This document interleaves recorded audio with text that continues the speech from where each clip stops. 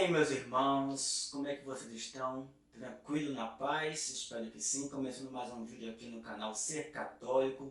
Conforme prometido, vou concluir o vídeo anterior e vou falar hoje o que está acontecendo, para onde está indo a Igreja Católica. Mas antes, reforço aqui o convite de você se inscrever aqui no canal e compartilhar este vídeo sem pena, para o grupo de Zap, Facebook e tudo mais.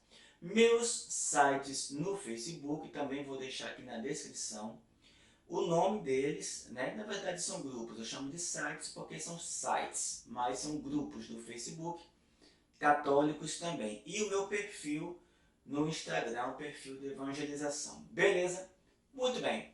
O que vamos falar hoje? Hoje vamos falar um pouco não vou aprofundar em si, é a questão do ecumenismo, a questão do diálogo interreligioso.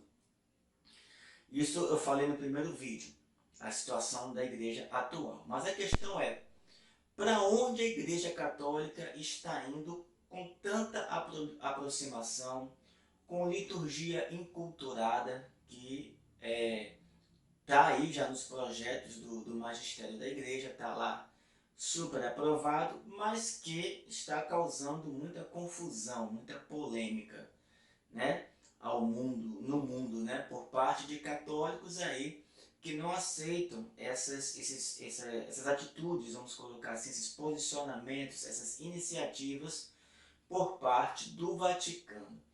E o que acontece? Estamos hoje com uma crise na igreja? Sim, estamos com crise na igreja, mas é novidade? Não. Problemas na igreja, crise na igreja. A Igreja Católica nunca foi paraíso, nunca. Desde os tempos de Jesus já tinha-se conflitos internos dentro da igreja, já tinha um traidor ali no meio, já tinha aquele que queria negar Jesus, já tinha aqueles que queriam abandonar Jesus quando ele fosse preso. Quando Jesus falou sobre a Eucaristia, foi o momento que mais debandou os seguidores, que mais seguidores deixaram de seguir Jesus, porque é até hoje uma doutrina, uma teologia bastante polêmica. E a crise teve desde o início, tem hoje, vai ter no futuro. Então, quem quiser estar dizendo aí, a igreja está enfrentando a maior crise de todos os tempos, ou como se fosse essa a primeira crise na Igreja Católica, não. E um dos problemas maiores hoje na igreja é o cisma interno. É um cisma que nem vai, não vai nem racha, fica aquele vai e vem. São cismáticos que nas suas atitudes e palavras são cismáticos, mas na prática quer ficar dentro da igreja, mas não segue o Papa. Dizem que os papas estão errando desde o Concílio Vaticano II. Alguns grupos de católicos não reconhecem, como se tivessem alguma autoridade para isso, não reconhecem nenhum papa após o Concílio Vaticano II como sendo um papa autêntico. Alguns escolhem seus papas, esse é autêntico, aquele não é, esse eu gosto, esse eu não gosto. Mas todos os papas pós-Concílio Vaticano II estão seguindo a mesma linha. Depois veio o contato dos papas com outras igrejas cristãs, metodista, congregacional também tem, luteranos, anglicanos, presbiterianos, judeus também, já faz um bom tempo que eles se encontram, Quando é um encontro entre cristãos, é o ecumenismo. Quando é com outra religião não cristã, é o diálogo interreligioso, ou seja, diálogo entre cristãos e judeus, cristãos e muçulmanos, Então, isso aí é que está causando ultimamente muita polêmica, Nós sabemos que dá realmente muito problema, tem gente que não entende ainda o que a Igreja Católica está realmente propondo, tem gente que desvia intencionalmente ou não, entende errado ou quer entender errado, quer entender o seu modo as propostas da Igreja Católica. Mas a Igreja Católica é um fato, ela está indo de encontro sim aos demais cristãos e às pessoas de outras religiões. Inclusive papas foram mais além do que o Papa Francisco, nesses diálogos interreligiosos.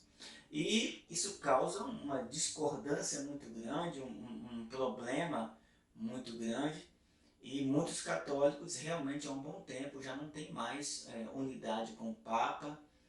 Quando eu digo o Papa, é todos esses, né? O Papa de cada época após o Concílio Vaticano II. E quanto mais passos a Igreja Católica dá, mais essas pessoas discordam e se distanciam. E algumas chegam realmente a dizer palavras ofensivas, né? Que o Papa é do demônio, que ele é cego, está nas trevas, é comunista, e acho que você já ouviu isso aí falar. O que acontece? A Igreja Católica ela tem um posicionamento muito claro. Embora você veja, infelizmente, muitos católicos influenciadores, padres influenciadores, passando para você teorias de conspiração. Estão pisando em terreno mole e areia movediça sobre questões de fim dos tempos, essas coisas, né? A Igreja Católica ela não aprofunda muito oficialmente nesse assunto e é melhor você dar passos curtos, porém firmes, do que você assistir um vídeo de 1 hora e meia sobre o fim dos tempos e tratar sobre teorias de conspiração, que muitas vezes é feita por protestantes anticatólicos, que muitas vezes acabam colocando o Papa aí como um vilão, como um aliado da nova ordem mundial. E cada vez mais as coisas estão ficando desse jeito. E eu digo para vocês, a tendência é continuar nessa linha. O Papa Francisco só está dando continuidade. Não existe o menor indício de que a Igreja Católica vá recuar no que ela está fazendo agora. E cada Papa que vai entrando, ele vai formando aos poucos, conforme a saída de cada cardeal, ele coloca um cardeal que siga também a linha dele. Então, faz um bom tempo que a linhagem de cardeais está seguindo uma linha bastante ligada aos papas pós-Concílio Vaticano II, obviamente, né? Não deixa de ter aqueles que são conservadoristas e que acabam muitas vezes incomodando o Papa, deixando numa situação muito difícil, como o Papa falou ainda há pouco, né? E agora foi colocado, o Papa Francisco falou, né, como é que ele fica. Ele lamenta pelos cardeais que são anti-vacina, por exemplo. O Vaticano também vai adotar agora o sistema de apresentar o comprovante de vacinação para você entrar no território aí Vaticano. Isso é tudo protocolo para evitar novas mortes, mas as pessoas ficam naquela teoria de conspiração ainda, né? É um controle mundial, acepção de pessoas. Gente, é uma coisa que a vida mostra na prática. Quando não se segue os protocolos, os casos aumentam e as mortes aumentam junto. Isso é uma coisa básica, não vou nem entrar nesse assunto aí. Mas o que estaria levando, o que está conduzindo o Vaticano a esse ecumenismo, a esse diálogo interreligioso? Bom, é a questão do discernimento dos espíritos. Tem 3 opções. Ou essa linha que o Vaticano está seguindo pós-concílio Vaticano II, ou essa linha é movida pelo Espírito Santo de Deus, ou ela é movida pelo espírito meramente humano, um pensamento humano, ou ela é inspirada pelo demônio. Para muitos católicos, como eu já falei, é inspiração do demônio. A Igreja Católica está indo para a apostasia, vai para a condenação, vai para o desvio total, e a igreja vai se desmantelar, e tem que rezar muito pelo Papa, e não sei o quê.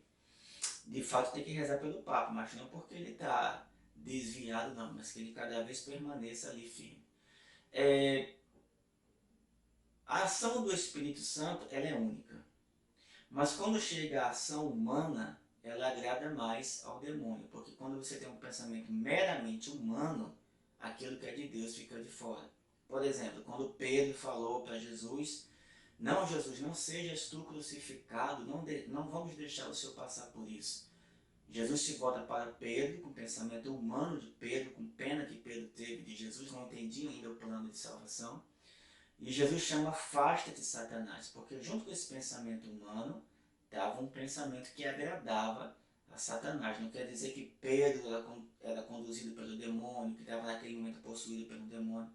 Mas Jesus queria dizer que aquele pensamento era o mesmo pensamento do demônio. Ou seja, Jesus não passar pela cruz, consequentemente a humanidade não seria salva. Então, às vezes, um pensamento humano parece bom, mas na verdade é um mal para a humanidade. Então, quando uma atitude é meramente humana, ela acaba agradando ao demônio, porque você acaba não fazendo a vontade de Deus. Então, quando é movido pelo Espírito Santo de Deus, é de Deus e pronto. O humano vai se ajustar àquele projeto.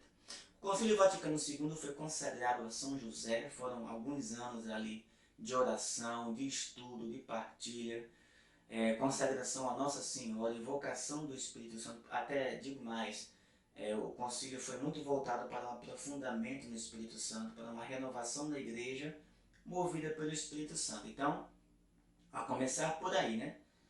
Consagrado a São José, invocado o Espírito Santo nas orações, a intercessão de Nossa Senhora sempre suplicada, então já vai encaminhando. Os papas todos, Concílio Vaticano II até hoje, são reconhecidos como autênticos, então não é um leigo que vai dizer que não é um padre, não é um bispo, não é um cardeal, que vai ficar dizendo que o Papa, tal Papa não é autêntico e por isso não é autêntico mesmo e acabou. Não. Mesmo na Igreja Católica, quando tivemos alguns papas não autênticos, o autêntico estava lá. Então é meio impossível, todas essas décadas se passando, a igreja está no erro, sem papa guiando a igreja. Quem está guiando a igreja? São os leigos aí que estão divididos entre si, conservadores versus conservadoristas, tradicionais versus tradicionalistas. Aí vem os tradicionalistas radicais, vem os sede-vacantistas que não reconhecem nenhum papa. Tá tudo aí, todo esse pessoal aí não está unido, está dividido, e cada um desses pensa que é o punhadinho de fiéis que vai continuar perseverante na igreja. Então é super dividido, com o mesmo pensamento de Dom Marcel, que para mim é o pai do tradicionalismo radical e que está aí excomungado até hoje, promoveu praticamente um cisma na Igreja Católica, mas que é um santo para os tradicionalistas radicais. Então é nesse caminho que a Igreja Católica está indo e não vai voltar. Pronto. Na minha opinião, obviamente, a Igreja Católica está sendo guiada pelo Espírito Santo e o Papa Francisco é o legítimo sucessor de São Pedro, partindo daí para onde a Igreja está indo, para onde o Espírito Santo está levando a Igreja, o que ele quer com essa renovação da Igreja, o que ele quer com essa aproximação com os cristãos. Eu creio que é uma preparação para a aprovação final. A Igreja Católica deixa muito claro que teremos sim uma aprovação final, teremos sim um falso Messias. Isso está no catecismo da Igreja Católica, está lá, vai acontecer. Não é agora, tem bastante coisa para acontecer ainda, as pessoas estão fazendo alarme.